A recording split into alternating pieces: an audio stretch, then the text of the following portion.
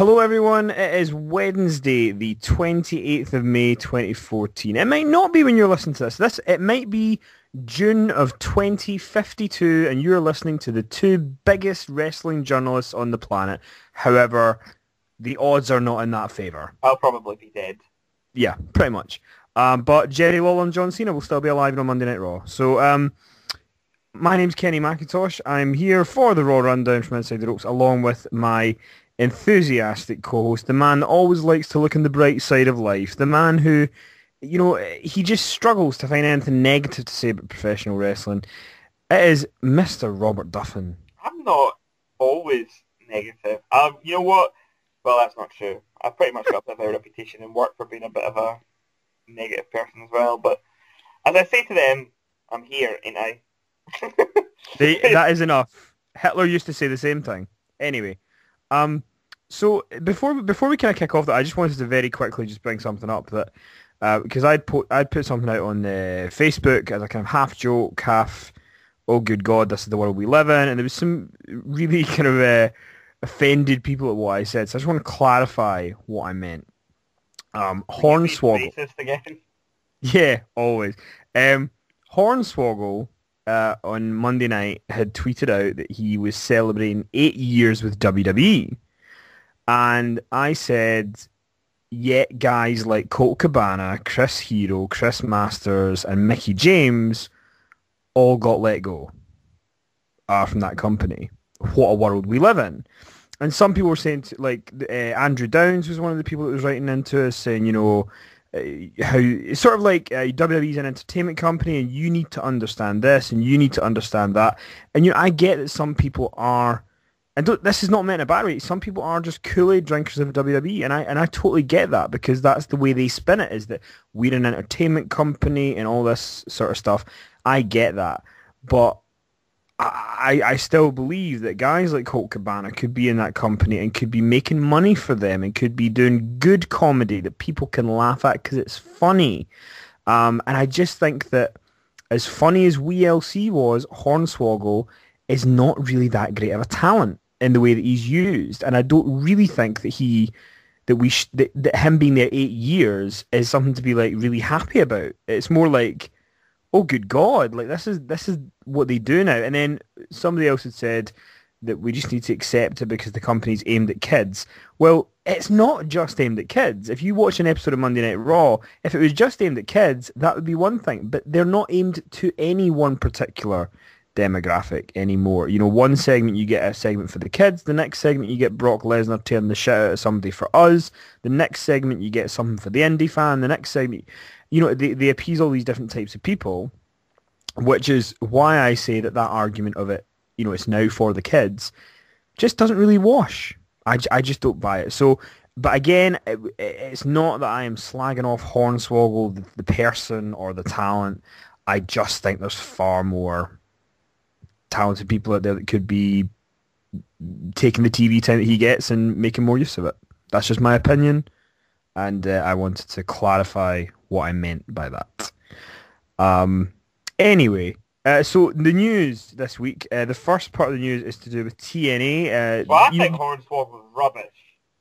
Good. I'm glad we're on the same page. Well, look, I'm just putting that out there because, I don't disagree. I read Andrew's post and I completely understand. I completely understand where he's coming from. Like, they do tend to hire people to fill certain criteria. They like having Kali because he's very tall. And also he's popular in India. They like having Sheamus because he's popular in Ireland. They like having... They probably have hung on to, what's his face? Justin Gabriel, because they know that South Africans like the fact... it's kind of like the WWE roster for the best part of 20 years. It's kind of been like, it's a small world. And that's not a Hornswoggle joke or a small person joke. That's a... it's just like, they tend to want to represent someone from all over the world, and I completely understand that. But the one thing what Andrew said about Hornswoggle was that there are 1,000,001 things you can do with a little person for comedy. But in 8 years, they pretty much have done one thing with him, and that's laugh that he's small.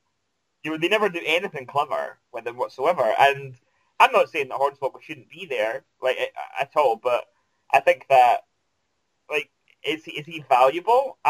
For me, I've never seen him do anything that's made me laugh. But I'm notoriously stony-faced and horrid, so that's maybe what that is. But I just think he's rubbish. Like, he doesn't make me laugh. I'm sure there are other... I actually think El Torito, since, I guess he fills a similar demographic, has done more with less in the last sort of 6 months or whatever it's been since they debuted. Than Hornswoggle has. I just don't really find that side of it entertaining. I mean, I get it that they want to have a little bit of everything, and deep down they can say whatever they like about them being big media giants, but it's still there's still a little bit of the carnival in wrestling, and that certainly fills that aspect. They like to have people that are of shapes and sizes that you don't see every day because you can sell it differently. So I totally understand why he's been employed, and kids like him because he's the same size as them. So I know that sounds stupid, but some kids find him quite welcoming and sort of a non-threatening, humorous presence. But he's never done anything for me as an on-screen persona. So yeah, I mean, if you were asking me, like, would I trade Hornswoggle's 8 years for 8 years of Cabana doing something, then yeah, I guess so. But I did have to laugh at the idea of, I wonder if he realised who it was that was posting the message, because he made a joke about, if you want to watch pure wrestling, then go watch Ring of Honor. And I was like, come on, it's Kenny. Like, he doesn't have any desire to watch pure wrestling, for God's sake. But it's funny because it's like, the fact that if you want to have a guy who's a good wrestler, then go and watch Ring of Honor. Daniel Bryan's the champion. Do you know what I mean? Like, the point's mute. You can have guys like that in WWE. So I don't buy that theory. But it's nothing against Hornswoggle. I'm sure he's a nice guy. I think the WLC stuff was funny, but for the past 4 or 5 years, he's never once made me laugh. He's never once made me he is more than probably. Let me think. It's maybe a tie between him and Santino Marella and maybe Khali have been in more segments that have made me embarrassed to be a wrestling fan than anything else. And because the segments are so poor in the comedy. Yeah, I would probably say that my issue is that Hornswoggle probably could be funny, but the problem is I would say that about 99% of all wrestling comedy is the absolute drizzling shits. It's completely, it's absolutely awful. And you know what? If there are people out there that find that funny, and I'm looking through these threads now, and people are saying things like, "I think Hornswoggle is brilliant," then I don't know, like lobotomy, maybe. Like, maybe it's I accept that maybe that this whole thing is more to do with me.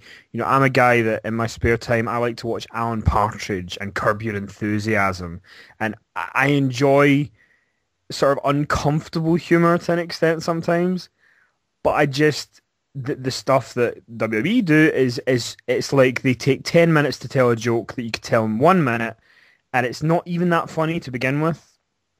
So for me, I think Hornswoggle, I'm sure he's a great guy. I've heard that he's a really big indie wrestling fan. I know he's said he loves Botchamania and stuff, and all that stuff's great. I'm not saying he shouldn't be there, but I'm just saying, they've pretty much done everything with the guy. And if they're going to have midgets in WWE, maybe guys like El Torito and other people should get a turn and do something different, because I just, it's not for me. It's really not for me. But anyway, we could go on, I guess, all night with that. But yeah, TNA... I get why he's there. I mean, I'm not shocked that he's been there 8 years, GTG's been there for a long time 7 as well. years. I mean, I'll be honest. Does anybody... I don't...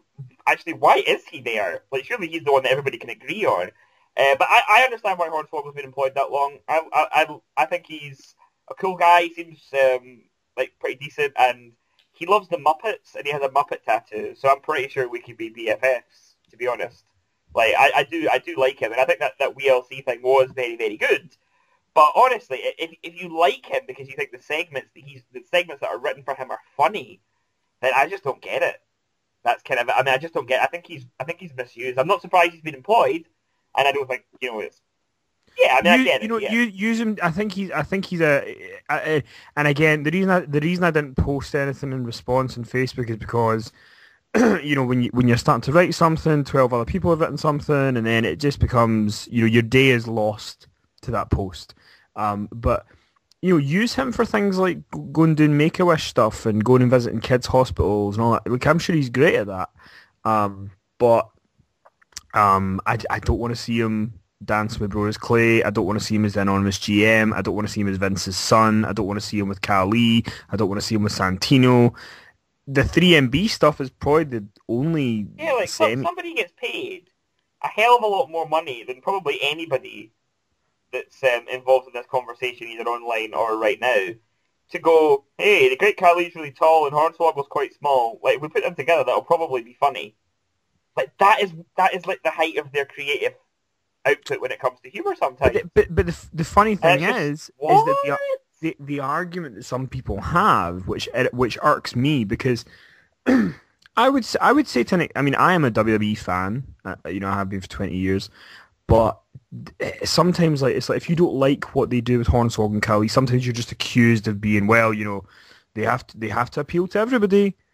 But like, sometimes things are just not funny. Like, sometimes it's not to do with who the humour is aimed at. Sometimes it is just fundamentally not funny.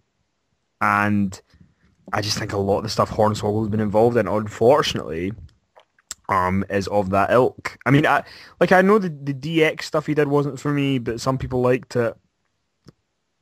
If you liked it, great. It just, again, it's not why I watch wrestling. So, but anyway. Yeah, so, I mean, when it boils down to this, I watch it to be entertained. Does his... I'm not saying Hornswoggle doesn't entertain me. This is not a personal attack on him. I just haven't ever really watched anything. And I can't just go, oh, well, he was in the wheels. I mean, I feel like a month ago, more people would agree. And then suddenly everybody saw this fucking WLC match and they're like, oh my god, like creaming their drawers because they're like, he's finally done something entertaining. Or that's not fair. He's been involved in something. He's finally been put in a situation where he can be entertaining. And that's great, but it doesn't forgive like 7 years and 300 odd days of utter drivel. The thing is okay, this is the last thing I'm going to say about it. There are comedy writers out there who could take a character like Hornswoggle and do something really smart and funny with them. But none of them work for the WWE. And he is a talented enough guy. Oh yeah, he is talented, but none of them work for the WWE because they don't consider wrestling fans, to be worthy of top flight comedy writing. They'll just go for the most basic joke. Have him stand next to a tall guy. Have him run under somebody's legs and kick them in the butt. And all that kind of stuff. And it's like, really, it's not the 20s. It maybe works the first time, but by the 100th time... Anyway, that's the long and the short of it. Ha ha ha. So TNA, you remember a couple of weeks ago, or maybe a couple of months ago now, they had announced that they're going to be at the Grand Ballroom in the Manhattan Center for Impact. They're taping in late June. This is June 25th to June 27th. Well, good news, actually, for TNA. They are now going to go back to New York on August 5th, 6th, and 7th to tape 6 more episodes of Impact. So they're going back. I think the Manhattan Center, home of the original Monday Night Raw back in 1993. Really good venue, and New York's always quite a hot crowd. Well, most of the time, so hopefully they will be for Impact. But the interesting thing is that when they go to tape there on August 5th, 6th, and 7th for their sort of August, September, October shows, that's going to take them up to early October, which is when their contract with Spike TV runs out, or comes up, depending how you want to put it. So at the moment... At the moment, PW Insider are reporting that the United Talent Agency, who work with TNA, are shopping their programming around to other networks, and that TNA's TV future is kind of up in the air. And it's like, WWE have very successful programming, and they struggled to find other networks that wanted to make a serious bid to take them on. And TNA are kind of in the opposite. Like, I mean, the sad thing is that TNA in the last kind of 3-4 months, I'm really trying to be positive here. In the last 3-4 months, they have actually done some really good stuff with the programming. That they've pushed a lot of new people. They've tried to change and try to get new people in the door as stars and stuff like that, which is all good stuff. But unfortunately, the ratings have just not reflected that people are enjoying it. And I don't know enough about TV networks and the demographics and the rating structures and all the inside information about it to be like, well, in my opinion, Spike TV will not re-sign them. But just as a kind of Joe Blogs that sits and watches Impact and does a podcast and interacts with people that watch wrestling, I just can't see that Spike would pay them the same as they did before. I could see them sort of taking them back on a kind of lower tier offer, but then TNA basically are like still here because of Spike. So it's going to be an interesting. I don't want TNA to go away. No, I really don't want them to go away because I think there's a lot of really talented guys that have chosen to stick it out working there who will probably be so tarnished by TNA now that they might not all find a place if TNA is not there anymore. Like, I just don't know how many of them are seen as too established as TNA guys to ever end up going over to NXT and then WWE. I'm thinking of guys like Bobby Roode and Austin Aries and. But all those guys, and so like, all those guys are just to kind of say, all those guys are like 36, like AJ Styles as well, and it's just that's not the age of talent that WWE go for, unfortunately. And like you said, TNA, I think they should. I don't think they can do this themselves.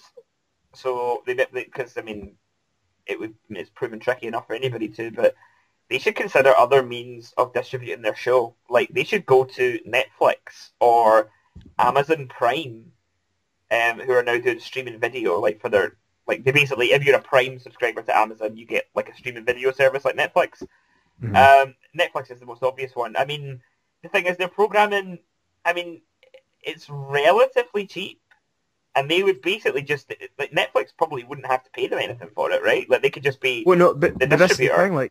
Like I think if they left Spike, it does cost a lot to make the shows that they do, because they're not have to. Well, no, and if they could find somewhere to film it that they could get a sort of weekly or but then there's so much that goes into when they do Impact tapings. Spike TV help them with the cost of the building or the cost of the production and the lighting, and they've got to pay for all the talents to come to fly them in and stuff. And there's so many costs involved that I don't know. I can't see them sticking it through without Spike. I think they need them. If they lose Spike, no, but I think they'd be worth looking at some kind of online thing. Because if they're willing to kind of go, so full of dross. Like if you look through it. There's a lot of shit on there. Like they paid for stuff that's much, much worse than TNA. Yeah. Like even the worst episodes of Impact that are still shittier TV movies and crap documentaries on Netflix. So maybe, would they consider it in a sort of snidey move? I mean, the WWE have got this whole Netflix but better logo for the network. Like, what if Netflix went, we're going to stake some money in a wrestling company and get some weekly content for, I don't know. I mean, I doubt it. I would doubt it. I mean, I'm just chewing the fat, really. But spitballing here. It's, I don't see why they wouldn't give it a go. I mean, what's the worst that could happen? I guess the only thing that's kind of going to hold them back is that I guess a lot of TV companies or a lot of online demand companies would want the best. They would want the biggest wrestling company. Well, they're not going to get it. So they might be. I mean, nobody can afford New Japan. So well, sorry, that was the most hipster wrestling joke I've ever made. It's also true. But I'm with you though. I don't want TNA to go anywhere. But if they lose Spike, and there's not really it's very quiet right now. There's not really much. In terms of nobody's talking about whether it's the odds are good that they're going to get to stay with Spike or bad, but if they lose Spike, it's a really serious issue for them because Spike are what have kept them afloat in the last 12 months, and if they lose that, I don't know if they would stick around. But would they carry? They have a huge, probably a bigger following in the UK than in America. Well, I don't know. They have a million people that watch their show, but it's a million people that are willing to watch the show but not willing to pay for anything, if that makes sense. Yeah, I just wonder whether like their deal with Challenge, like would they try to carry on producing TV just for the UK market? Probably not. But They could. I mean, they could do some. I guess it depends on how much their international deals are worth. I mean, because if their international deals are worth enough, then maybe they could do what you're saying and kind of downsize a little bit, get an online streaming content for the US, and keep their international deals. yeah, I mean, like I know ROH don't make, they probably don't make as much revenue as TNA. I mean, I'm just making stuff up here. I don't know, but I assume they don't. But they still put out a weekly TV show. They do. So yeah, I mean, And just because they don't have a backer like Spike doesn't mean there's not some way that it can carry on. You know, maybe like restrictions and limitations will help them. When they had all the money in the world, well, not all the money in the world, but all the money that Vince McMahon doesn't have, then they were still kind of ballsing it up. They were just throwing it at things that didn't work. If they're forced into a situation where they have to spend smart, like how many sort of great movies were made because they didn't have a lot of money to throw around, so they ended up just having to do what they could and improvise, and they ended up coming up with something that was better than if they'd had $200 million to make something. And when they had all that money, they were just they were hiring Hogan and Bischoff and Bubba the Love Sponge, and they were going to Monday nights and all this kind of stuff. And maybe if they really have everything taken from them, if they persevere, if they have enough loyalty, like maybe they can come out of it for the better. But I mean, I don't know how many wrestling companies have ever risen from the ashes successfully if things were to go really badly with them with regards to Spike. But I guess it's an ongoing concern. But yeah, I know a lot of people will be like, "Oh, you guys hate TNA." I really don't hate TNA. I just resent it when I spend an hour and a half of my life watching something that's rubbish.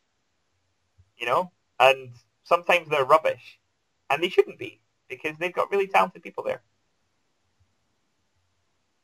yeah, you are right. And also I am I've not had a chance to read this yet, but I am pretty much as soon as we get off this phone, I'm doing it. Vince Russo Oh, I've has read it.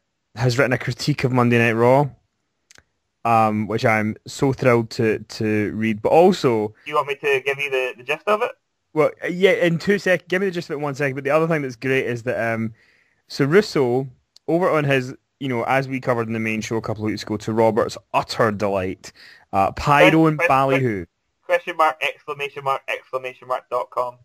Exactly. So to all of our fine listeners, Vince Russo has decided to release merchandise Yeah, on his website. Now, of all the T-shirts that Vince Russo could come up with, of all the ideas that he could come up with, the T-shirt that he has released says Fire Russo. Fire Russo. So there you go, Vince Well, Russo. isn't that a little bit like, I don't think that's that bad. It's like when, No, it's funny. It's funny. He's taking the piss out of himself. it's like when Earl Hebner has the I Did Screw Brett t-shirt. Yeah, exactly. But the best thing of all is like, so on basically if you like his Facebook page, which is affectionately titled facebook.com/Russo, there was a thing come up that said Vince critiques the latest Monday Night Raw, and then the photo that's attached to it is the WWF Raw logo from like 1993, and LOD, Shawn Michaels, Vader, Bulldog, Sid, Austin, Undertaker, and Brett. So he is really up to date with the times in terms of what he's looking at here. So go on, tell me about the tell me about his review of Raw. Well, this isn't really a review of Raw. This isn't a rundown of what happened on Monday. This is literally a review of the whole kind of current situation with Monday Night Raw and the WWE. So the article is called "Stop the Bull: The Real Reason Behind the Raw Ratings," and he actually, you know what? I'll say this for him. This is the least nonsensical thing I've seen him write so far on this blog. This is actually, like, I still think he writes... Robert, doesn't he put this praise lightly? Yeah, like, he still writes like a Ritalin addicted 12-year-old, but... For fuck's sake. Well, yeah, he's all like, exclamation mark, capital letters, LOL-OMG, ah! But basically, he says that and you've said this, I've said this, that the problem is that the WWE is trying to appeal to everyone from 5 to 65, and that actually hurts them, especially in the most important demographic to advertisers, which is actually 18 to 49. Mm-hmm. So this is a direct quote. It's very long, but it is worth a read, and it is free. It's not one of the things he's making you pay for. So this is a quote that kind of sums it up. You can't be half pregnant. I'm not going to do the voice. You can't be half pregnant, because I can't do the voice. You can't be half pregnant. Vince McMahon said that to me many, many years ago, and it has become my number one rule when scripting wrestling. What Vince meant was that when you make the decision to do something, you go all the way with it. And I've said that so many, many times. So I'm 100% behind him on this. So the WWE made the decision to go family friendly. They told us all. However, the problem is that they're not going all the way with it. They're being half pregnant. Is this because in reality they themselves as a company haven't bought 100% into it and are just trying to appease the board? Or are there other reasons simply stemming from greediness? I think he has actually, for the first time in a long time, hit on a truth. Yeah, no, he has. It's exactly right. That's the whole. I mean, it's like in 2011 when they had Punk do all the pipe bomb stuff, which we loved. Like the kids loved Cena, and essentially they were making a hero for a guy who was going against the hero that the kids liked. Yeah, it does. It feels like I think I never really thought about it this way, but he is right in his language here that PG-13 feels like them apologising, but they're trying to appease somebody. Like they're not actually making children's programming. They're not making PG-13 shows. They're trying to make the same shows they made 10 years ago, but sort of with a PG side dressing somewhere, and it's just not working in the slightest. You know, I mean, I hate to say it, but if they were really all in PG-13, then Bray Wyatt wouldn't exist. Yeah, it's kind of like they're not kind of raw enough for the 18 to 49 guys, but they're not sort of like Saturday morning cartoon enough to be appealing to all the kids as much. Yeah, and I don't know. See, the thing is, I don't think there's an answer here, and I don't think he really knows what it is either. Like, he does kind of babble on all the time. This is one of these situations where, as he says, you know, by trying to be all things to all people, which you cannot be, nobody can, the WWE have shot themselves in the boot. For every kid they are gaining, they are losing an adult. For every adult they are gaining, they are losing a kid. It's a switch-off exchange, a vicious cycle. Yeah, pick a road, any road. Stay on it. Remember, you can't be half pregnant. And then obviously he has to finish it off with all capital letters. Nuff said. So, you know. Well, good for Vince Russo for the bad. But yeah, I would really encourage pyroandballyhoo.com. Stop the Bull, the real reason behind Raw ratings. It's actually an interesting read. He actually does have a valid point to make.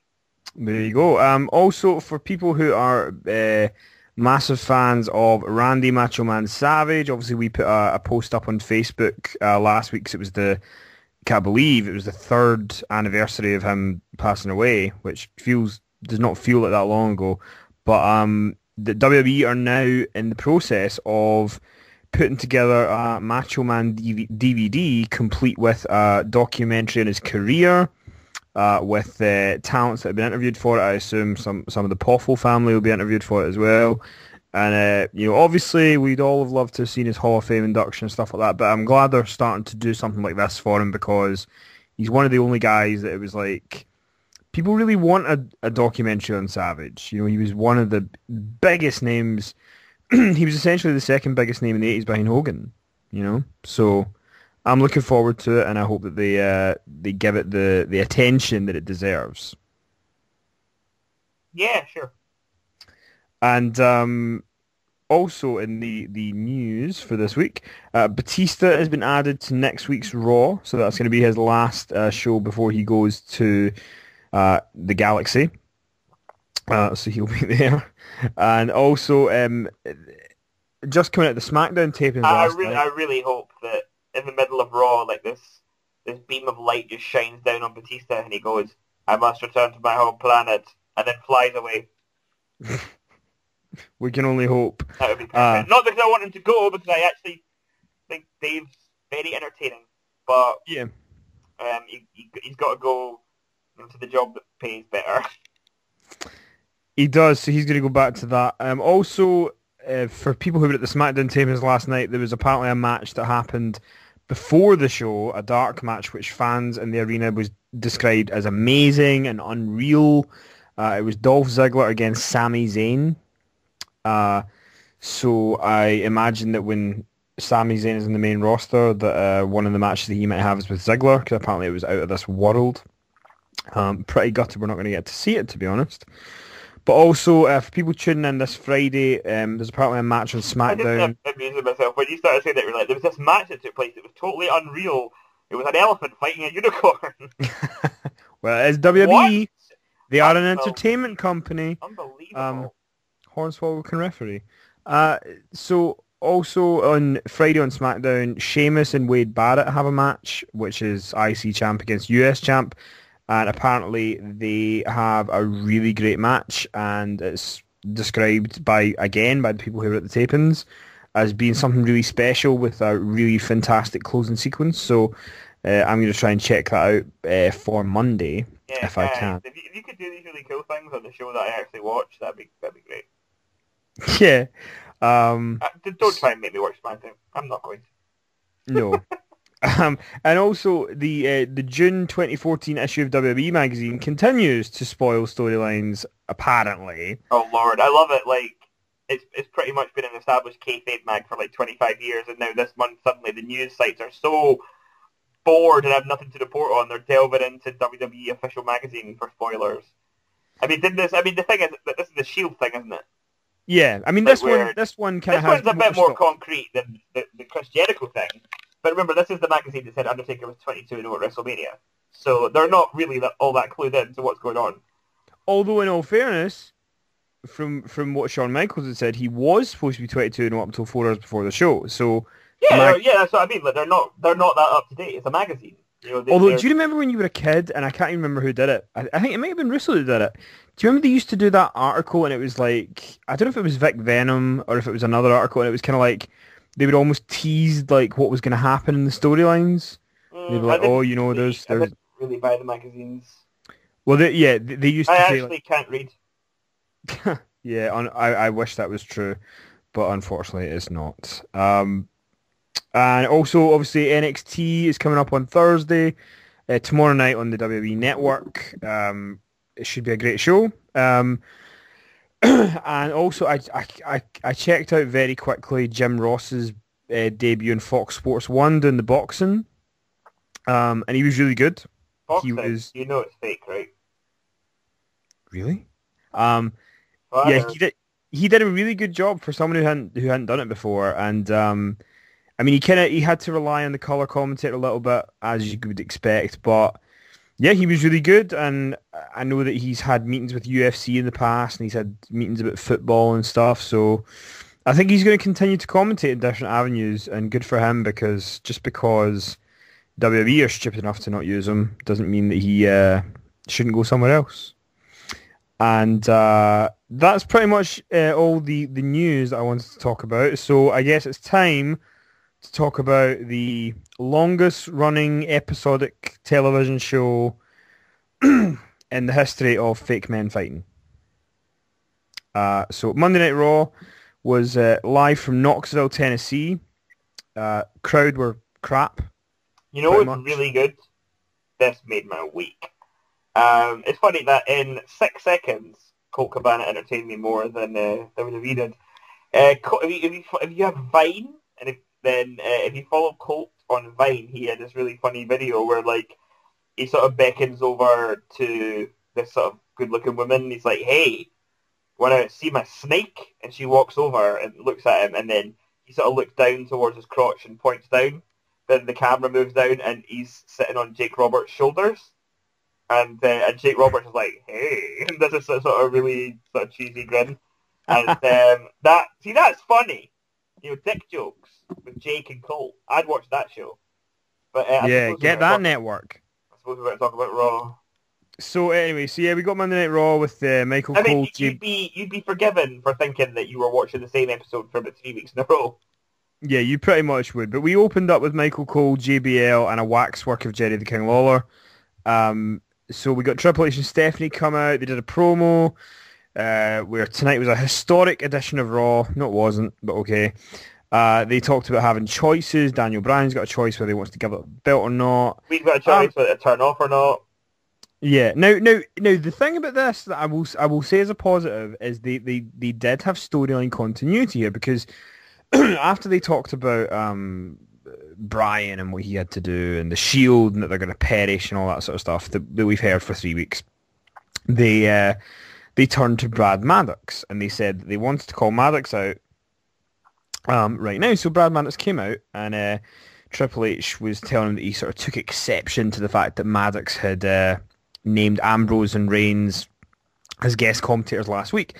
And it does make storyline sense that Triple H would be annoyed about this, and because Seth Rollins would never have had the power to make that decision. And then when Maddox comes out, he does say, well, they forced me into it, which again makes sense. It's all good continuity stuff. The only issue with it is that nobody cares about Brad Maddox. That's the only downfall here.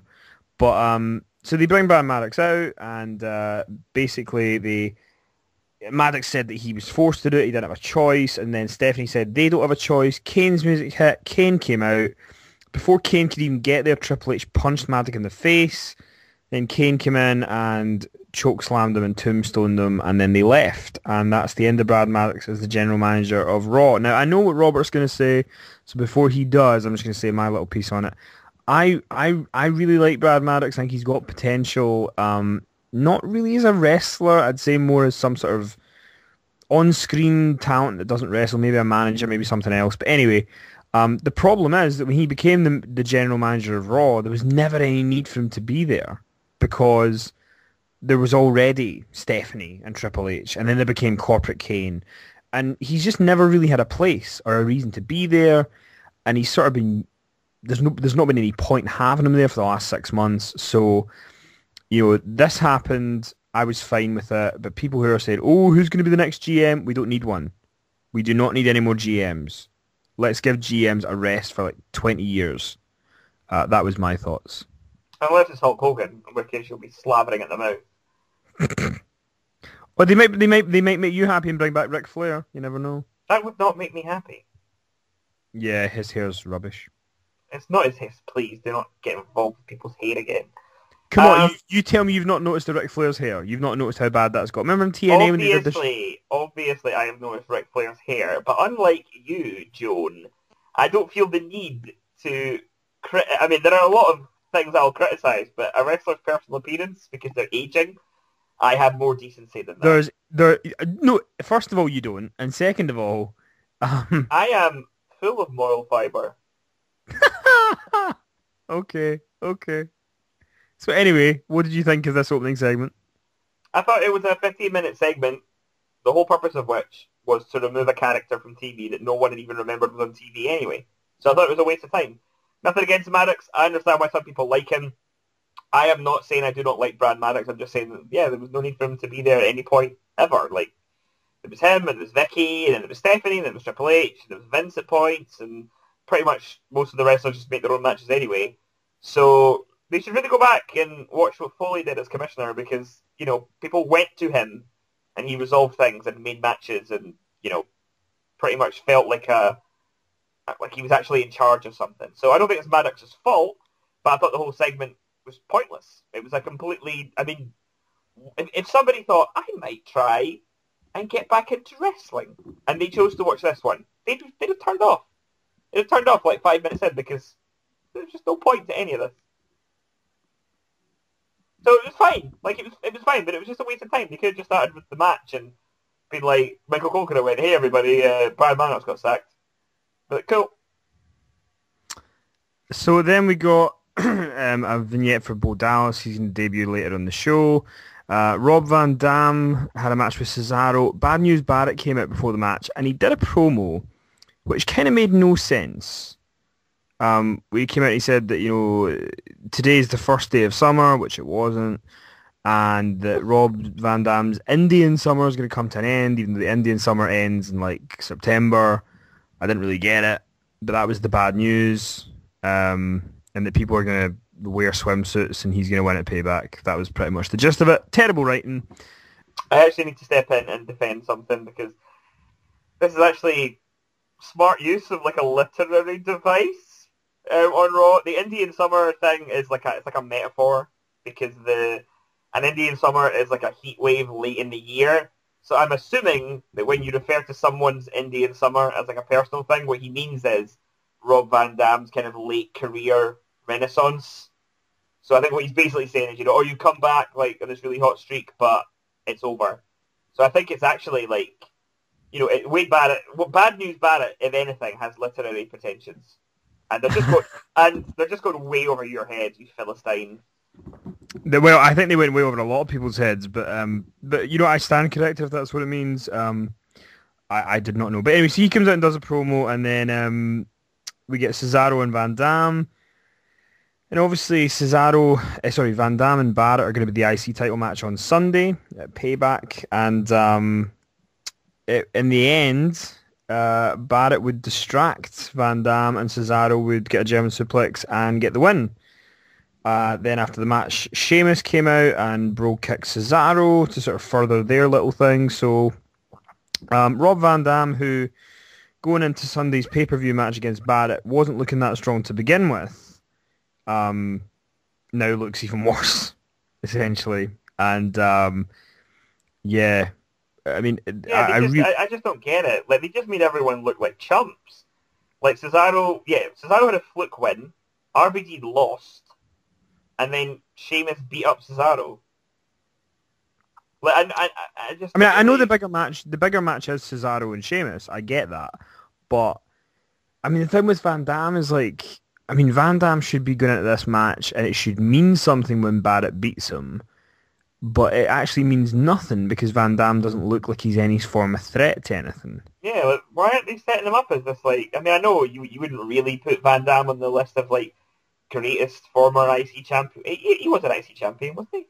Yeah, I mean, you can say he was... You can say it, though. Jesus, it's not lied before.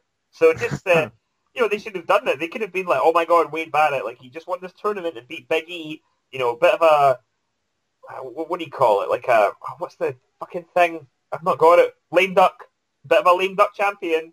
But in his first major title defense is against a veteran, established, great intercontinental title competitor, blah, blah, blah. But instead you just do this. And also, do you not feel like there's a general lack of creativity in how WWE matches finish these days? Yeah, there's if it's a clean finish, then, there's been lots of different things happening, which is great, but if it's if it has to be a fishy finish for shenanigans purposes, it's just distraction, roll up, 1, 2, 3. No, there's three things that they do on Raw. There's distraction, roll up. There is leave and get counted out, and there is entrance music, which seems to just baffle people. Yeah, oh my God, I just walked out to my own, but hearing someone else's has completely stunned me. Oh God. Anyway, so then we got wow, this was wow. Summer Rae and Eva had a match. And the thing is, I actually heard and how did it end? It ended with Eva Marie beating her. Well, it ends with Fandango coming out and then distraction roll up. Yes, yeah, so it exactly. was the same fucking finish. But the funny thing is that it was the worst roll-up I've ever seen. I almost think that Steve Austin with a broken neck rolled Owen Hart up better in 1997 than Eva Marie managed to do. Oh boy. I mean, the thing is, Eva Marie is fucking amazing to look at, but she has absolutely. See, the thing about Eva Marie is Eva Marie now. I mean, she debuted about a year ago, and if this is how Has it bad she is really after been a, that long? I know, but if this is what she's like after a year, it's not good. Like, I mean, as much as I used to hate Kelly and want to spit in her face, at least she was all right. And she got better. Like, to be fair though, they've never really put. I mean, Eva Marie is like they hired her because they wanted her on Total Divas. Then as an afterthought now and again, they're like, oh yeah, we're supposed to. They've not really put her in the ring often enough for her to get better. And I mean, oh geez. But I mean, the thing that's also interesting is that what they really should be I mean, doing is the thing is, she just seems so dim. yeah. Well, Like, the thing is, what they used to do, and they should be doing it now, because a lot of people who watch Raw don't watch Total Divas, so there should be a clip that's played to show you why the match is happening. Like because Eva Marie is now a babyface in Total Divas when she used to be a heel, and she became a babyface because she had this like terrible uterus problem, meant she might not be able to have kids, and then she was like, "Oh, I used to be," and then she went to sorry, say this again. she had some sort of mad uterus problem, Right. and she might not be able to have kids, so obviously that It's made like her Eva sympathetic. Marie. And then she went to Brie So Eva Bella's hut. Marie, a woman who seems so dumb, she probably bought tickets for Xbox Live and I can't wait for the gig. We're supposed to be sad that she can't procreate. There you go. And then, It sounds but like the then, biggest finish ever. but then she went to Brie Bella's. I was going to say Brie Bella's stag do, but Brie Bella's. Unfortunately, Tamina wasn't there, so I couldn't call it that. But we went to Brie Bella's hen do, and she wouldn't drink, and yeah, eventually she's like, "Oh, I used to be an alky, and now I'm not anymore." So Eva's properly been given every sort of hook that you can to make somebody sympathetic. I used to be an alky, and I can't have kids. I mean, she's essentially a woman from Mary Hill. Do you know what I mean? Oh, But you can't say that. I'm kidding. Apart from when it's true. So I did hear one time she turned up to Raw with her gear and a farm food's bag.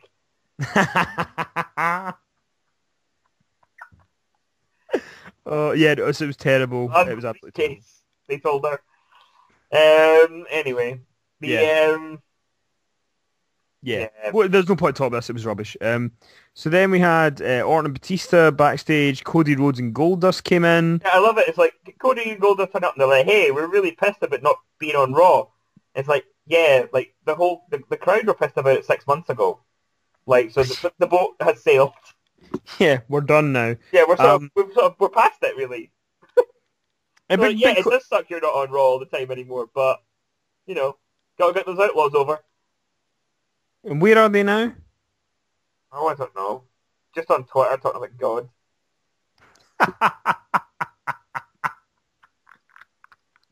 Like, that's honestly, I had to unfollow the Road Dog. It's like, oh, so blessed.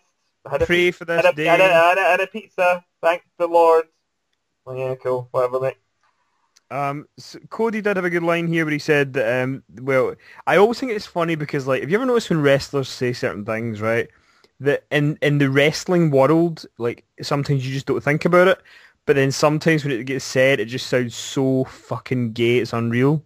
Like in 2001 where Triple H on Raw every single week said, "I want a piece of your ass." Exactly. And like when what I was about to say was, but then he proved us all wrong by marrying a woman, but the jury's still out.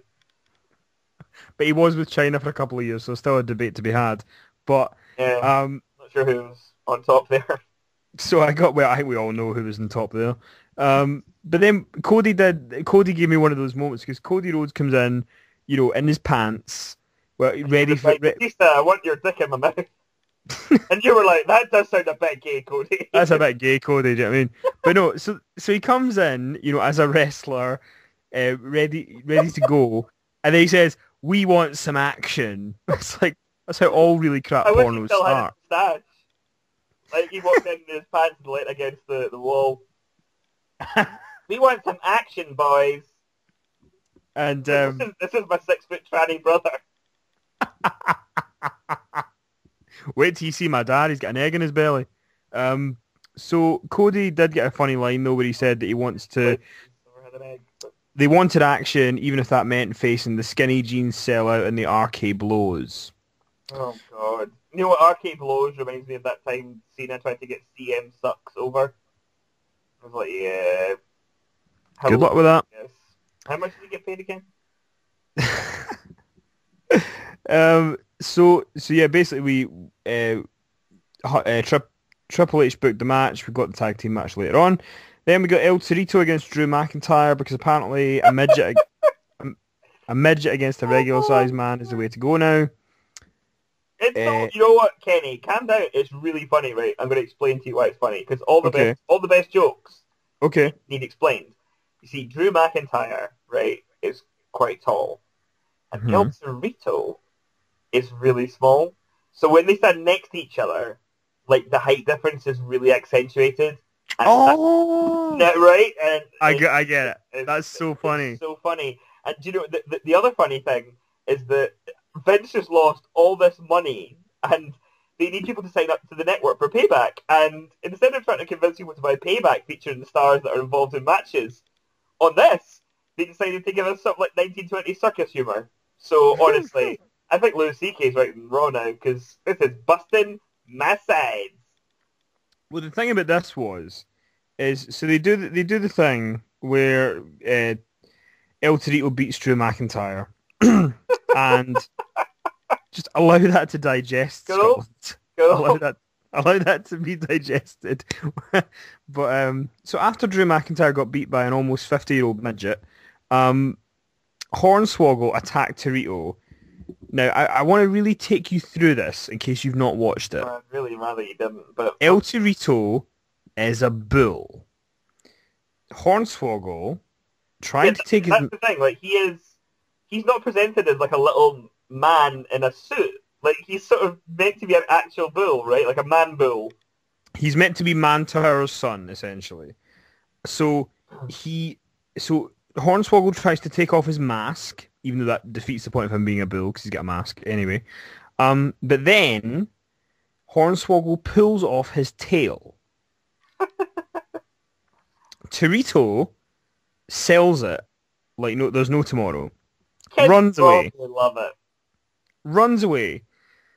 So essentially, now the argument that people have is, oh, but it's for the kids. What kid that's like up to 5 years old is up at 10 o'clock on a Monday night watching Raw? Really? None. See if you want to appeal to kids, see if they do like an hour, like the first hour of Raw airs at like 6 p.m. and it's got like wizards and robots in it, and I am all over that. Like, I would watch that all the time. But otherwise, like, I don't really get it. Like, why is there a kiddie segment on, like, quite a while into Monday Night Raw? Like, are kids up late watching it? I mean, do we just have like 1950s values? Like 7 p.m. children. Mary Poppins puts you to bed. But then the thing was, here to sing a song. But Torito runs away, right? And you're like, okay, maybe that's the horror over. And they go to break, and then they come back. Yeah, it's not funny. And it's not over, because then Los Matadores, who they deserve fucking more money for how much they try to put this thing over, are trying to encourage the trainer to check out the spot on Torito's arse that used to have a fake tail in it. And the trainer's like, I'm not a vet. Well, it wouldn't matter if you were a vet. This is a man in a fucking suit. Yeah. It baffles the mind that what this segment was supposed to achieve. Yeah, it's just not funny. Like, just sitting watching it going, what am I, like, this... What am I doing in my life? Yeah, these types of segments remind me of death. Like, I sit and I watch these bits on Raw and I go, my life is finite. Like, I'm going to die one day. And I spent some time watching a man, like, wrestle a little person dressed as a bull. And then I have to just... Then, like, how do you get on with the rest of Raw when you've had to face your own mortality? I know, it's a hard thing to digest. But don't worry, there's more shite later on. So then we get the Wyatt family come out, and okay, Wyatt sang... I need to say something. Okay. I've heard people say this for a while, okay, and I've been like, no, but I'm now officially agreeing that the whole world in his hands is getting a little bit played out. Oh yeah, It's absolutely. just too much. So I've got some other songs that I think break it too. I absolutely dread this, but go. So like he could, come out and like all creepy and like the Wyatt family or here to murder your kids, but in a PG-13 kind of way. And then he'd be like, I'm never gonna dance again. Guilty feet ain't got no rhythm. So yeah, I'm sort of thinking that might be the way to Okay, go. bit of George Michael. George Okay. Michael or uh, what other one could he do? Oh, I had it, but I've lost it. What was it again? It was that kind of the thing with Oh yeah. That was it. Like he could fall in love with a diva, but there's not even one called this. But he'd be like, her name is Noelle. I have a dream about her. She rings my bell. I've got gym class in half an hour. So yeah, like Teenage Dirtbag is the way to go. I think. I Okay. think maybe that over Careless Whisper. But Yeah, I think Teenage Dirtbag might just win it because the thing or with George. or you could do a little bit of Kylie. La la la la la la la la. Like they want something that people But can the thing dance is, you got to remember though, if you to, use Careless Whisper, especially for you. if you use Careless Whisper though, then there could be the ultimate goal of obviously at WrestleMania 31, George Michael singing Bray Wyatt to the ring. Well, yeah, Something to think about. I think you're probably going to get Wheatus cheaper.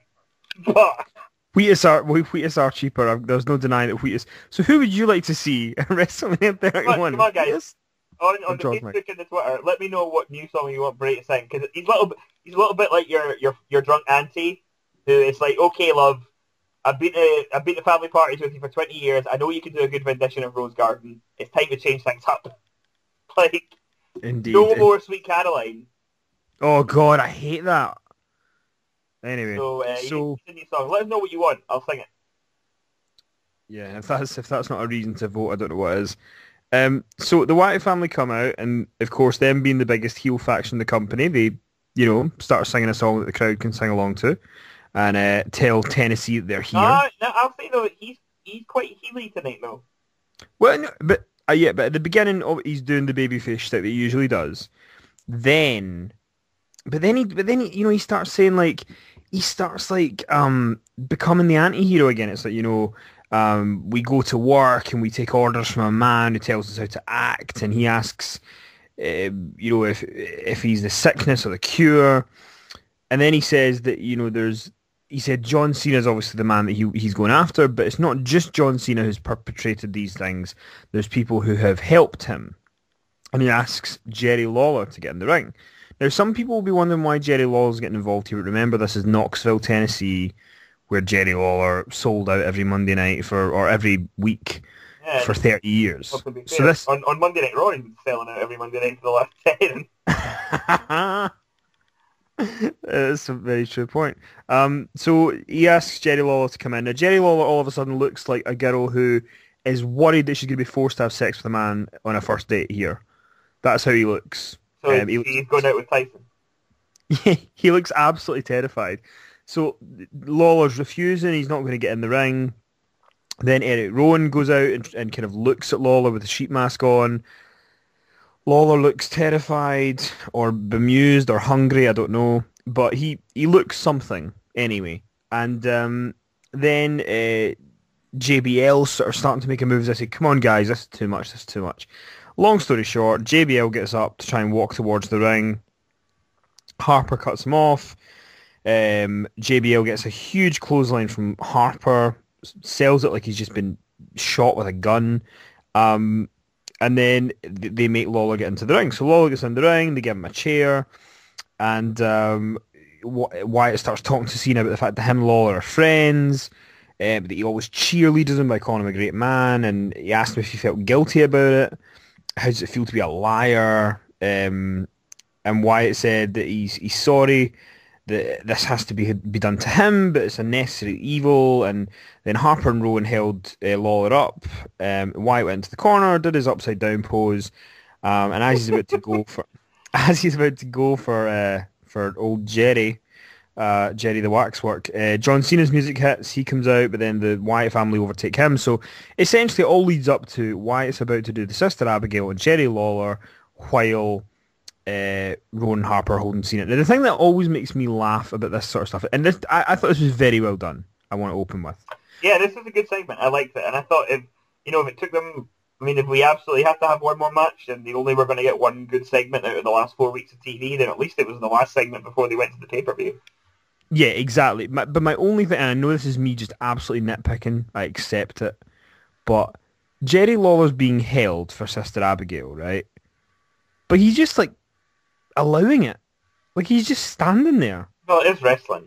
Like, but you would think you'd have a wee bit of a wriggle or something to try and get out of it, but no. Oh, Lord. I actually think the worst part of this is Michael Cole, who was like, oh, folks, this is a tragedy.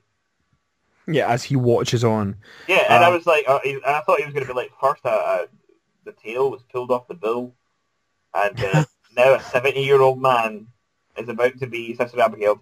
I can never take, and I know it's not really their fault, but the serious commentary voice where they get really quiet and they're like, oh, this is really, really terrible. It's like, you know what? I've seen you use that voice when genuinely bad things have happened to people. Injuries, deaths, heart attacks. So I just can't buy into it when it's like, oh no, like they're gonna do their wrestling move on Jerry Lawler. That's fair. This is the darkest day in our company, anal bleeding, and all that kind of stuff. I'm just like, what the fuck?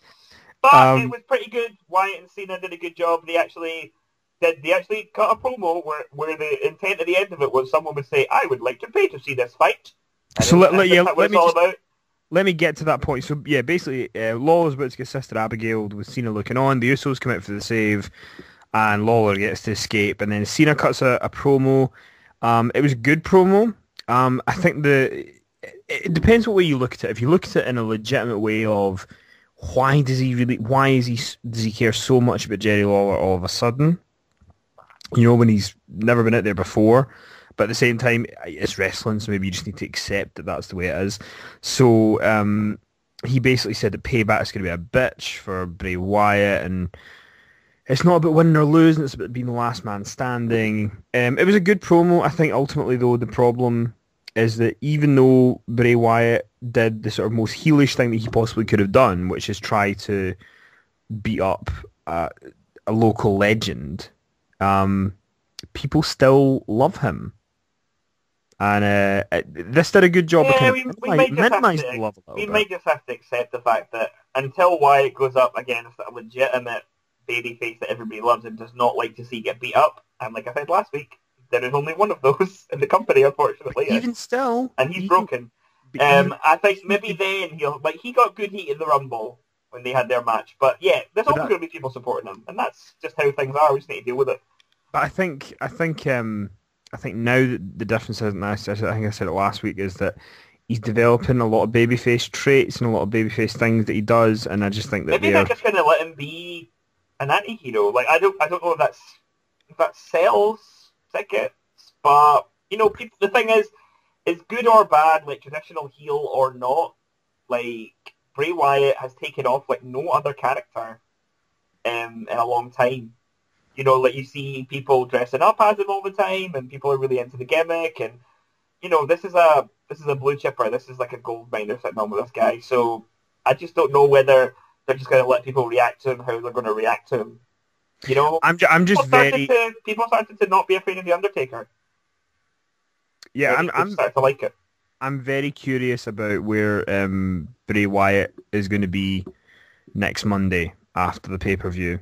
Because Last Man Standing does kind of seem like it's going to be the end of their feud. Thank God. But, in fairness and I think Cena's going to win. I don't know. I don't know. Come on. You never know. Cena's definitely the favourite, I think, but I wouldn't be monumentally surprised if Wyatt won, because it's being set up as a match where if essentially if Cena has to get pinned, it's not going to happen. But I don't know. I could see them doing something where Wyatt wins it, but I guess we'll see. But it was good. That they had a strong segment to go into this pay-per-view, because the last couple of weeks have been kind of the same thing over and over again. So up next we got so JBL was taken to the back after the segment, and Lawler and Cole did their serious voices, and then the first time in years, Zack Ryder walked down the aisle to his own music, and with an American flag, and then went to take a microphone, but luckily justice prevailed, and Lana interrupted him. Then we got Rusev beating Zack Ryder, and he beat him in 37 seconds. And then Big E. That's what was needed. That's just enough. It's unfortunate, but Ryder's a jobber now, and that's just it. And yeah, like did they mistreat him a couple of years ago? They probably did, but you know what? As I remember saying at the time when he won that title, that was the end of that story. That was the end of that story for him. And when he stood there next to Punk and Bryan as like these new champions, he stood out like a sore thumb because he's a cartoon character. And maybe this is just what he's meant to be doing. I'm not really that enamored with Rusev. Like, he moves great for a big guy. I just can't get over the kind of 80s-ishness of the gimmick. But I'll tell you what, if they just had Lana come out with everything I'm not that excited by, I'd be happier. Like, when three-man band and Los Matadores have their refeud, if they just had like a little how in the network they've got those little things where like a wee person walks out and they. I thought for a very brief second there you were going to suggest just bring a midget Lana for me. No, not. Don't know if that was maybe a fetish that you had or something. No. Well, I'll consider it now. But just have a little graphic of Lana, like just have her pop out and like just point at me angrily, like she's going to come and squish my face like that woman from GoldenEye. I'll not complain about anything. You should have a chat with Tony Atlas. He likes that. Anyway, Rusev then, after the match, wouldn't let go of the camel clutch, and Big E Langston came out. Not called the camel clutch, Kenneth. Oh, it's the camel clutch. Anyway, so... But the thing he's from Russia. He's never seen a camel in his life. The thing that struck me about this is that Rusev looks massive compared to Big E, which is weird because Big E is so big himself in the tittle area. But yes, they're having a match on Sunday. It's been confirmed. It gets confirmed on SmackDown. So Big E and Rusev at the pay-per-view. It's a weird one because I know we'll talk about it at the time, but I can't see Rusev losing his first rivalry, but then it's weird that Big E's kind of the fodder that's being fed, and it kind of just shows you how far down the pecking order Big E is now in the radar.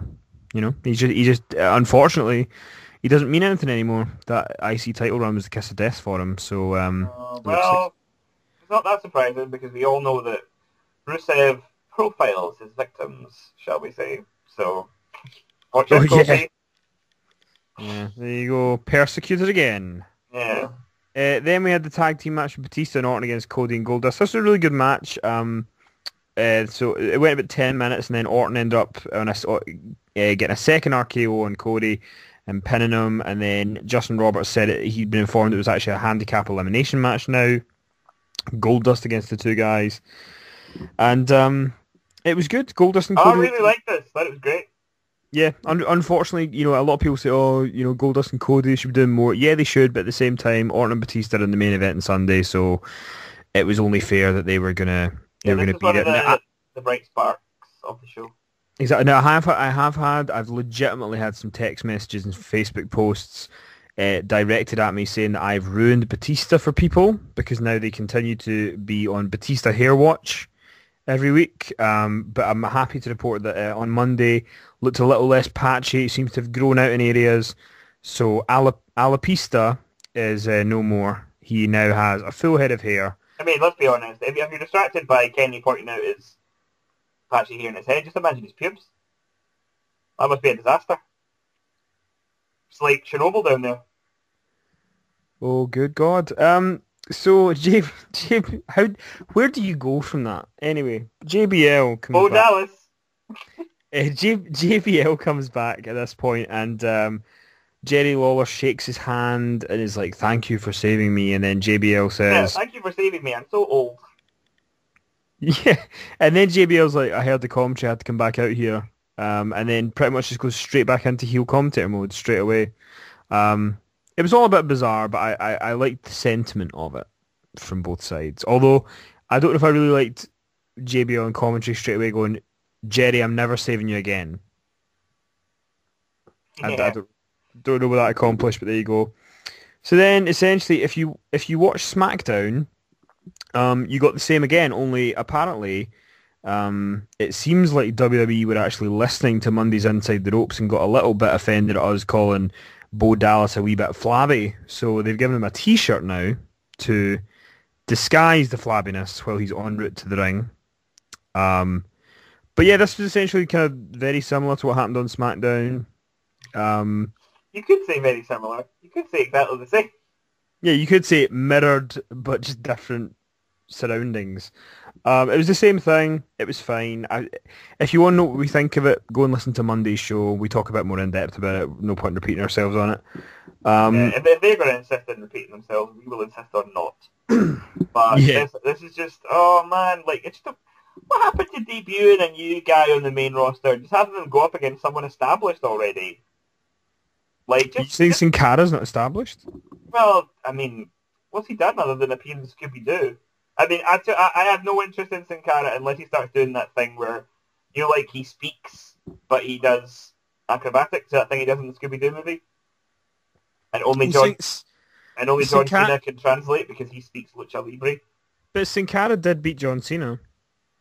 What? In the Scooby-Doo film. Oh, okay. Yeah, okay, sure. Well, that's canon. So then we had Stephanie come out, and Stephanie was absolutely heel of the night here. She was glorious. She brought Daniel Bryan out. He came out, neck brace and titles in hand. Stephanie talked about how, you know, it was time for him to hand over the belt, and, you know, everyone wants to see 5-star matches, but he's not capable of giving them to us because of his injury. And essentially, this all led to her essentially asking him to ask to give up the belt, and he said, "You want me to give back the World Heavyweight Championship? That would be, you know, he's after everything that he's fought for.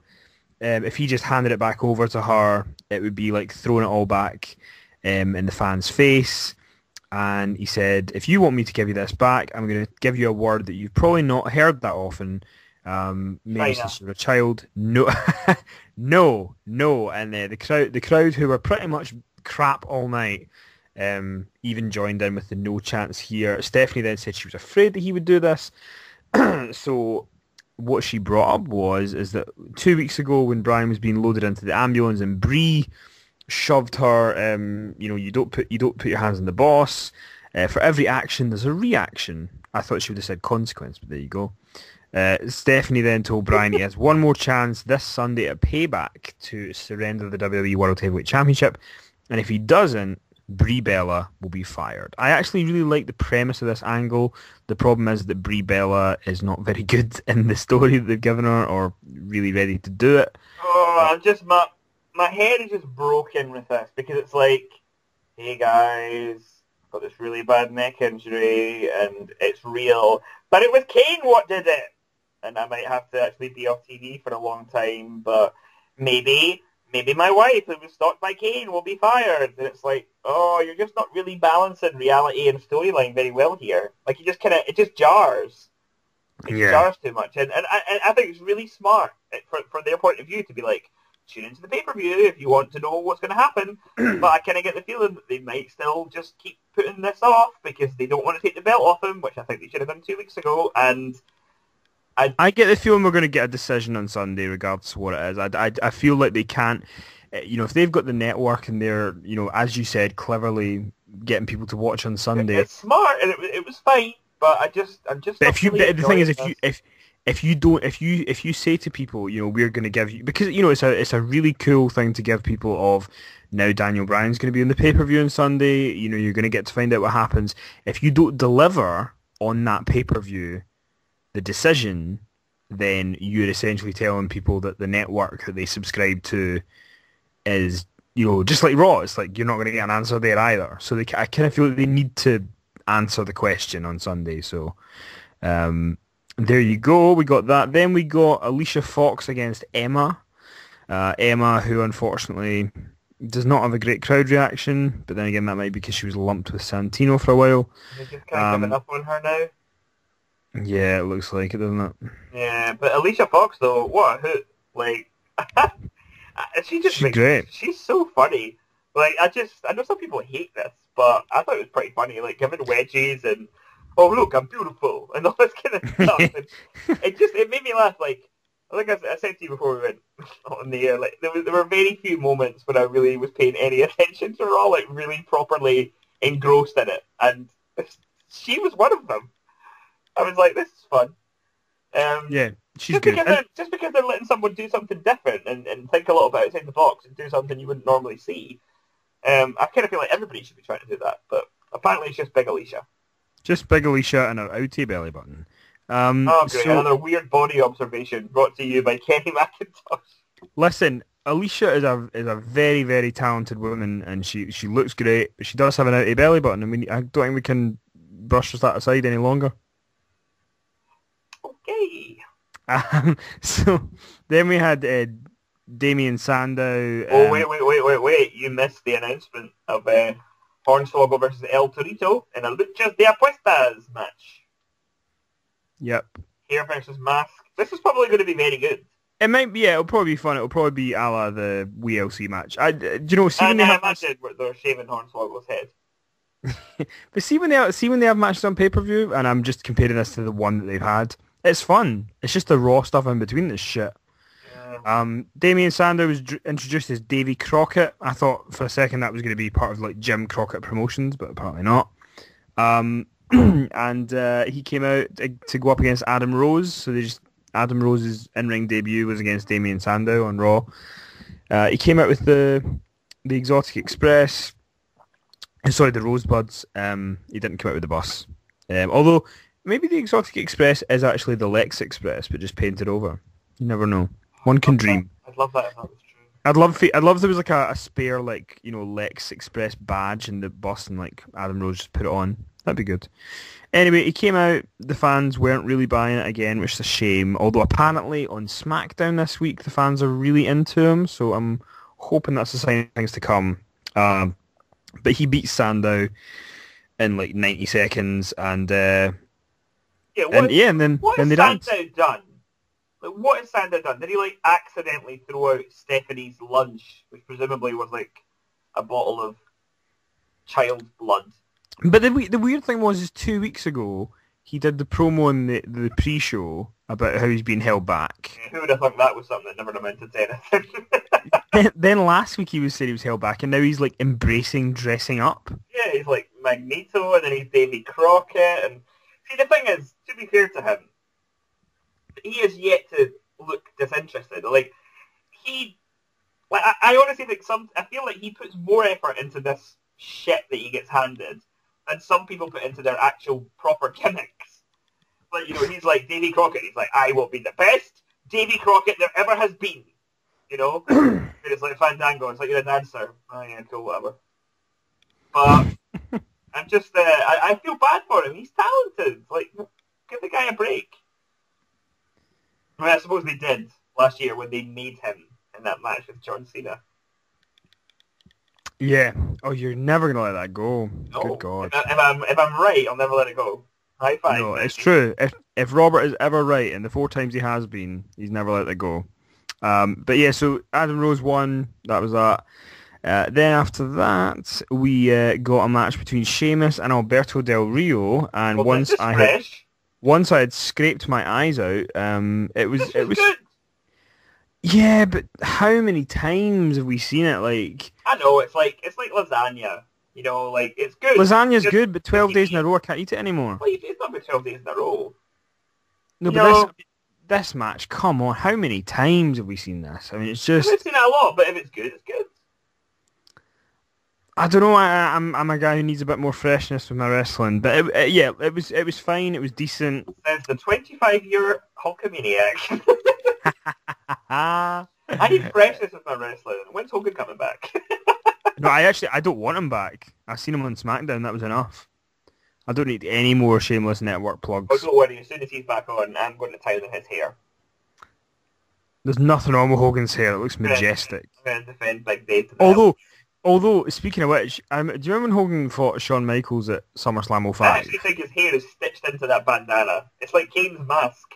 No, but you remember when he fought Michaels at SummerSlam '05, right? Oh, the technical classic. And he had his regular hair, right? And then the next year when he came back and fought Orton, he got like extensions. Yeah, And he he, should get extensions like he and was. he just looked, even you noticed that.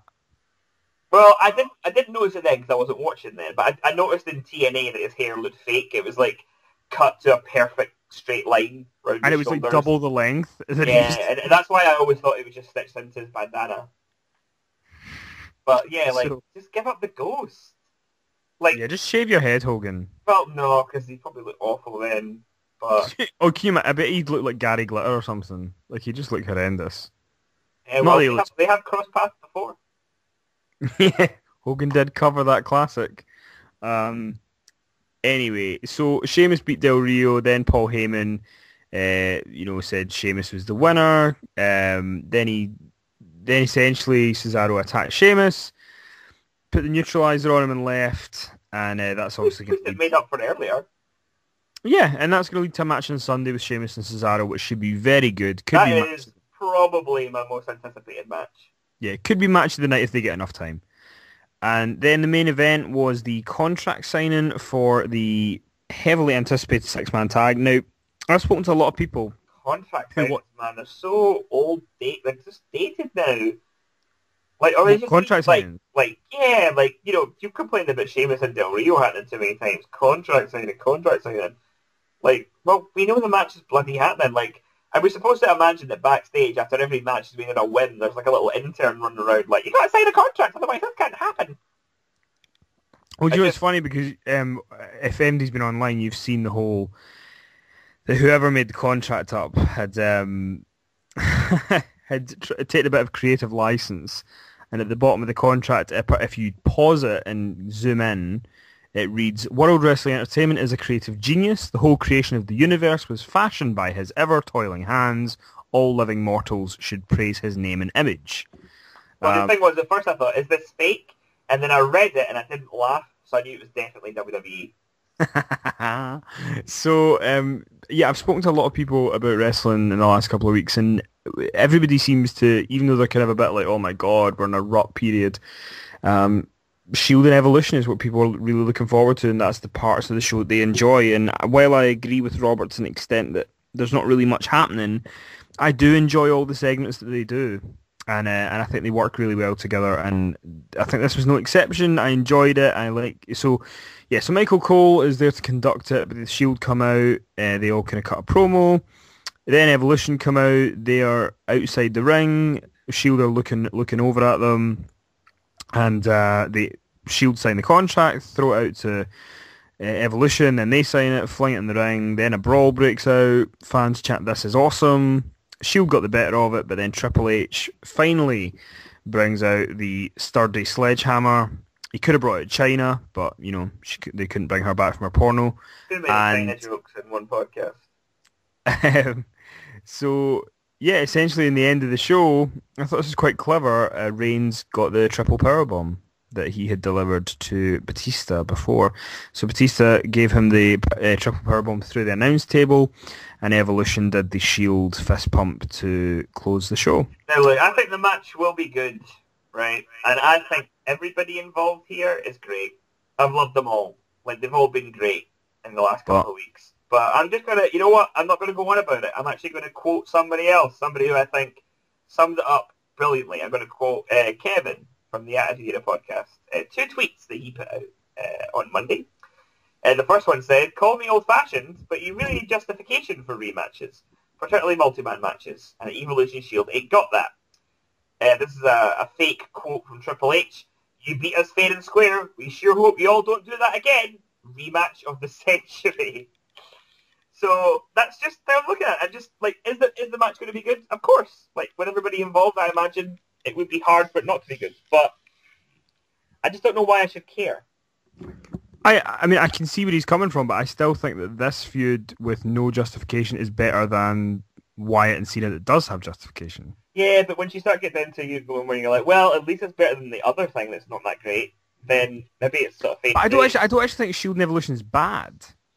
Well, I it's think not. It's not that it's bad. It's just there's no point to it. um There's no real. There's not really any stakes, right? Like, didn't they say there was going to be a stipulation? And there isn't really. It's no, it's elimination, just an but elimination. Yeah, well, that's it. that's So like, shouldn't I don't know? There should be something on the line, or they can get something, or yeah, no, there should be more to it. But what I'm going to do is quickly read out. We asked you what you thought of Monday Night Raw, so we got quite a lot of responses. So I'm going to quickly try and go through like them. actually really quickly. Right, this would have been good. Now, I've literally just come up with this in the last 20 seconds. They should have said every member of the Shield that doesn't get eliminated gets put into Money in the Bank. And they're going to say, but you know what, that's not going to be an issue for us because we're going to beat all of you, and none of you are going to get your hands on that briefcase. And then Roman Reigns is the sole survivor, he goes out Money in the Bank, and then you've got a month where, you know, Triple H is sort of like, fuck this guy better not get that briefcase, I don't want him as a champion. Like, that's a story. There's worse ideas. Do that, of course there are, but mine's good. So we asked you what you thought of Monday Night Raw. I'm kind of with Robert that. Well, I thought the main angles were good, but it's a case of the feuds themselves are not really that exciting, and then there was so much. They got 3 hours and they spent an inordinate amount of time not building to Payback. Yeah. So I just don't get it. Like, no wonder you're losing loads of money. Like, even me, I mean, I'm no expert, and I can sort of go, shouldn't you be building the pay-per-view a bit better than this? Yeah, the thing about the pay-per-view is they're all rematches, and there's not really any. I mean, like, I honestly feel like 4 weeks ago they just went, guys, we got nothing. Like, this is Payback, this is what we want to do, but I don't know how we get there or make it interesting. So let's just let everybody go out at roughly the same time each week and just sort of do variations of the same thing. And then we'll get Payback out of the way, and then we've got Money in the Bank and SummerSlam to deal with, and that'll be more fun. Money in the Bank, Battleground, and SummerSlam. Yeah, well, whatever. You can forget about Battleship. But yeah, no, it does seem like it's rematch mania. But anyway, we asked you what you thought of the show, and I don't know if you want to do this with me, Robert, or but anyway, we start off with Greg Alexander Neville, who said the Bray King angle was the only thing he enjoyed. A villain acting like a villain for once. The rest of it was just ugh. Also, he says, it speaks volumes at how quickly they settled into a rut after WrestleMania when NXT TakeOver looks like a much more exciting card than Payback. Yeah, it's fair. I've got this here if you want me to do something. Actually, it's funny how it's like, I feel like there's always a point where everyone goes, yeah, this is the rut. Like, but how long does the honeymoon shine take to fade away? And I feel like it's just about, I think it's this week. This is the week where everybody's gone, shite. Human Deeks JBL getting taken out was the highlight of the night for me. Other than that, it was a decent show leading to Payback and hoping for a solid show this weekend. Can't wait for the mask versus hair main event. And Kerry Ann says she was trying to think of something other than meh, but she's coming up shorter than her height, which I assume is short given the joke. And Michael Black. She has a small package. That's a wrestling joke.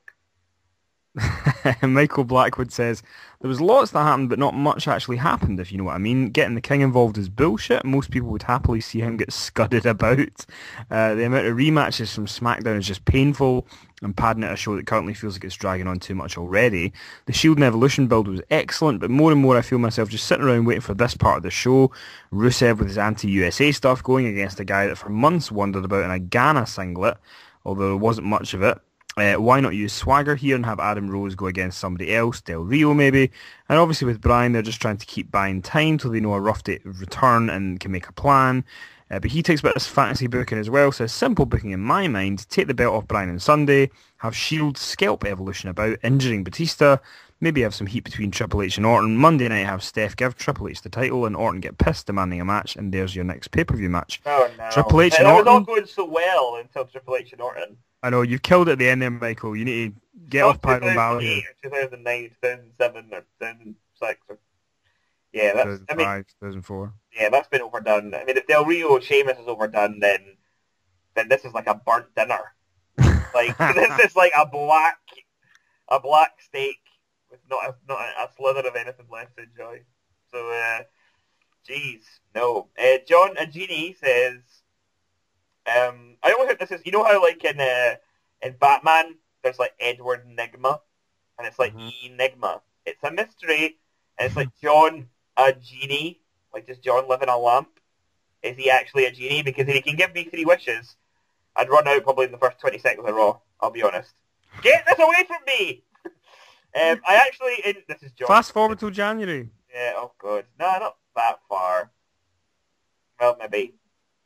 Can we just go to WrestleMania? Yeah. I actually enjoyed a fair amount of this Raw, says John, the genie. The Wyatt Cena segment was really, really good and actually made me excited for the match. Stephanie in full heel is incredible. You can feel the hatred from the crowd whenever she is there. Maddox getting fired was good and brings up the whole who will be the next GM storyline once again. Hopefully Hogan. Well, I guess if it has to be anybody, but I actually like that on the list of people that you can vote for on the official WWE.com poll, Bray Wyatt was on there. God. Like, Listen, I saw Hogan as the GM of Impact. I'm happy to never see him as a GM again. Seeing Adam Rose and Bo Dallas wrestle for the first time on Raw was fun, but Rose in particular could have had a better build. Rest in peace, Sandow's career. I'm actually looking forward to Sheamus versus Cesaro because I actually don't know who will win, and I love that element of wrestling. Plus, Sheamus is actually wrestling someone who isn't Del Rio. The Shield versus Evolution build was great once again. But it isn't. Like, the segment is good, but it's not really build. But anyway, finally not pretending to actually have a civil contract signing and just getting the thing signed and kicking the crap out of each other. On a side note, I really enjoyed Evolution versus the Brotherhood. Orton's RKO to Cody was brilliant and showed just how good those two guys could be. Yeah, that was probably the best segment on the show. I love Christopher C. Stevenson. Terrible show. He really went for it, didn't he? Chad Priddle, which made me think of the word piddle, which is a really bad word for a piss in this country. Yeah, I say the last guy is a celestial being that can grant wishes, and you say this guy's a streak of piss. And they say I'm the one that's a dick. So Chad says, line of the night, I was listening to the commentary backstage and someone had to come and save this show from JBL. He was also great at talking up Bo Dallas like he was larger than life. He was, actually, I'll give you that for sure. I got a kick out of the comparisons to major historical figures, but really it was another lackluster Raw. The Ice Pack Bull Tail segment was bullshit. See what I did there? And Ben Wright says, I liked JBL getting involved. Even though he's the arrogant, heelish commentator, he stood up for his colleague, which makes sense. More good build-up with Alicia Fox. Keep the crazy coming. Adam Rose was fun in and out of the ring, but the crowd just killed it flat. Other than that, I could have easily fast-forwarded the majority of this show. Right, well, you took 2 there, so I'll do the next 2. Bloody thief. Greg Neville. He's back. He's back? He was the first one. Oh. Has the King and John Cena being friends ever been established on the show before? What are you looking for here, Greg? Continuity? Or are we just expected to assume that Lawler has been living his life under the principles of hustle, loyalty, and I will make Bret Hart kiss my foot all the time? Yeah, I think John Cena and Jerry Lawler are, they probably go out together, cruising some bars for very young women. Tom Downey, there was a lot of bad. What I liked was the Wyatt Cena thing, but at the same time I'm just sick of the feud. Batista has shown vast improvement since meeting me. Deal with stuff. That crowd was dead for the most part. Literally silent for Adam Rose. Does he actually have a match with Swagger on Sunday? Because I've read it happens on TV before the weekend. Not a good sign. Did not watch Sheamus and Del Rio Volume 3, 34,523. Yeah, but it's good though. Like lasagna. Bo Dallas. Did anyone tell what Robert had for dinner tonight? I've not had any dinner yet. My blood sugar is dropping right now. I feel terrible. I need to eat something. Bo Dallas, I'll give him a chance, but I'm not feeling it yet, though. Yeah, I don't think Bo has really made much of an impression. Yes, it's true. So that's all your comments from Raw. So I guess we should just very, very quickly talk about Payback this coming Sunday on pay-per-view and on Sky Sports and on the network and on Betamax and any of your other fine providers. So let's just kind of go through the main matches. There are 6 matches signed to the show, including the pre-show. Pre-show is El Torito and Hornswoggle Mask versus Hair. Who is going to win? The crowd will win because we're going to have a classic. I'm going to go for Hornswoggle getting his hair shaved. Yeah, El Torito will win because there's no reason why they can't shave Hornswoggle's hair. And I'd love to see a bunch of masked men chase around a small person with hair clippers. This show just gets weirder and weirder. Paige against Alicia Fox for the Divas title. I kind of feel like Alicia's gimmick involves her losing, so I imagine Paige retains. But Paige, I hope that they make her seem more interesting soon. Yeah, I mean, it's crazy to think that, like, Paige is clearly the more talented in-ring performer, but Alicia's actually sort of becoming more entertaining. But Yeah, I really hope, like, she just flips her lid and then just starts berating the fans and, like, starts saying horrible things about CM Punk or something. I just think of the worst thing you can say to the Chicago crowd. Like, you know, everyone's like, oh, Wade Barrett should go out as Punk, and then be like, I'm afraid I got some bad news. They should send out Alicia Fox as Punk. Then we've got Sheamus against Cesaro for the US title. I actually think that Cesaro is going to pick up the US title on Sunday. Because I don't know, I just feel like there's more money in Cesaro picking up and Sheamus being on the road to his heel turn than there is of Cesaro taking the defeat. I'm not sure, actually. I think, like, it's hard to imagine a situation in which the newly minted Paul Heyman guy wouldn't be winning all his matches, but I think Sheamus is going to win this. You heard it here first. Then there's the IC title match, Barrett against Van Dam. Barrett. Yeah, the thing is, even if they wanted to get it to Van Dam, there's no point. He's got no momentum. It would just be a fluke at this point. Last man standing, John Cena and Bray Wyatt. I think it has to be John Cena, because if this is the last match, which I really hope it is, I just don't really see, like, people could only want Wyatt to win in this situation just to be stubborn. Like, it doesn't really make any sense, you know? Cena's the good guy. He wins. End of story. You know, I just don't really see how Wyatt winning would really be satisfying in any way, other than, like, haha, John Cena lost. Boo, you suck, Cena. Like, well, it doesn't really make any sense. I think there's two avenues to go with this. Cena... There's two outcomes in a singles match. Moral fiber. Sorry, carry on.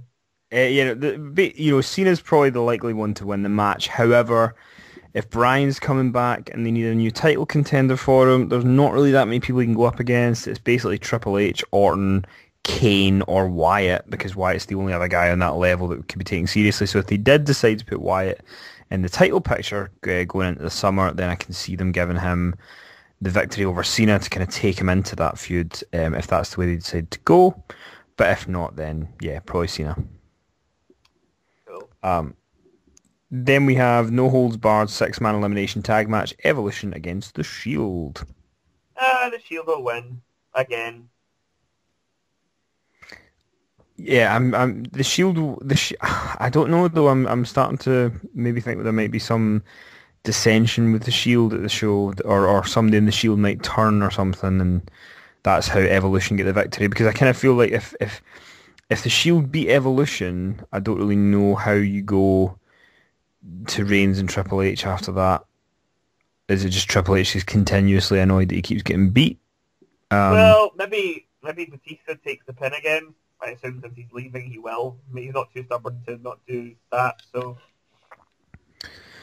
But that's the card, and obviously Daniel Bryan's going to be there to either surrender the title. I would imagine that he's not going to surrender it and he'll get to keep it, because he is being advertised wrestling on shows starting on June 24th, which is the week before Money in the Bank. So I would imagine, and they've only been put out the past couple of days, so I imagine that he's going to be back by that point. So I just don't see them taking it off him.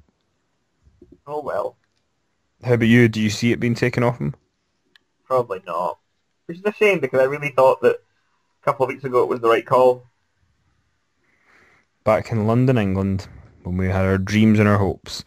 So this has been the Raw Rundown. We will be back on Monday with more chatter about Payback, hopefully. Now, Robert is going away on a short vacation, and... Vacation? I'm going on a holiday. vacation. Robert is going on a short vacation on No later one on this says week. vacation. Millions of people say it. Not in this country. What did they say in the country you're going to? In Spain. Uh-huh. I don't know. El holiday. Oh, How very carry on of you. I know. So yeah, Robert's going to be there. There is Wi-Fi in his hotel, so hopefully, with all being permitted, we'll be doing regular show on Monday night. If not, we will figure something out and have something to present to you. And also, Robert, remind us one more time, you have managed to go above and beyond and get us a major guest for this coming Monday. John Cena. Senior. We'll be on Inside the Ropes. I don't know why I just grin every time you do that. The full specs of the Paul Heyman DVD have been released. Sorry? The full specs of the Paul Heyman DVD has been released. Like, you can see everything that's going to be on that DVD. Oh, nice.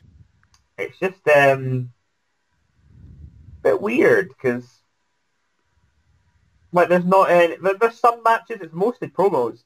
It is 3 discs, and 2 of those discs are just like there's like 40 promos.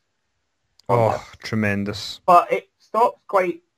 Like, the last promo is the one in Chicago. But it doesn't have the one from after WrestleMania, which is like, I'm like, what? But that was one of the best things he's ever done. You know, there have been Hall of Famers, there have been legends, but there's only one break of the streak. I thought that would be alright. Maybe it'll be like a Blu-ray extra or something. Maybe, yeah, I'm sure it will be a Blu-ray extra on there. So yeah, I can't wait for that DVD. There's very rarely a DVD that I would go out and buy on the first day. Yeah, but I honestly can't think of the last time that any of their DVDs I was like, I must have this, but probably Punk's one, I'll be honest. But remember, I'm not like a big collector of the DVDs, so I'm not like, oh my god, I can get to see people spend 20 minutes trying to get Undertaker do a spin and Rudy. It's the most hilarious thing I've ever seen.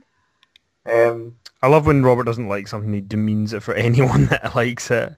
That's just how I roll. But yeah, so that's us. Spoiler, he doesn't do a spin and Rudy. We will be back on Monday with Inside the Ropes. We hope you enjoy Payback this weekend. And yeah, let us know what you think. Let us know if you agree with us, disagree with us, or what you've thought of the points we've raised this evening. And we will be back on Monday. Catch you later. I'm off for a siesta or something. Siesta? Alberto! Just fuck off to Spain. Bye.